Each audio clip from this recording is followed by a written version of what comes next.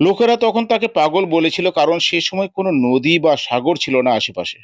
নূহ আলাইহিস সালাম সেই নৌকা নির্মাণ করলেন এবং আল্লাহ নির্দেশ দিলেন, তুমি এতে করে প্রত্যেক প্রকার জীবের 2টি করে জোড়া, তোমার পরিবার বর্গ থেকে কিছু ও ঈমানদারদের নিয়ে ওঠো।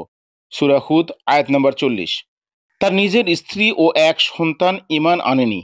অবশেষে সেই দিন এলো, আল্লাহ বলেন, অবশেষে যখন আমার আদেশ এসে গেল এবং ভূপৃষ্ঠ উদগীরণ শুরু করলো, আকাশ থেকে পানি নামলো, জমিন থেকে পানি ফুটে উঠলো, এই এক মহাপ্লাবন। সূরা হুদ আয়াত নম্বর 40। নূহ আলাইহিস সালাম তার ছেলেকে ডাকলেন, হে আমার বৎস, আমাদের সাথে উঠে পড়ো, কাফিরদের সাথে থেকো না। সে বলল, আমি কোনো পাহাড়ে আশ্রয় নেব, যা আমাকে পানির হাত থেকে বাঁচাবে। নূহ আলাইহিস সালাম বললেন, আজ আল্লাহর গজব থেকে কেউ রক্ষা পাবে না। তখন এক ঢেউ এসে তাকে ভাসিয়ে নিয়ে যায়। যখন সবাই ধ্বংস হলো, তখন আল্লাহ বললেন, হে পৃথিবী, তোমার পানি শুষে নাও। হে আকাশ, তুমি বিরত হও।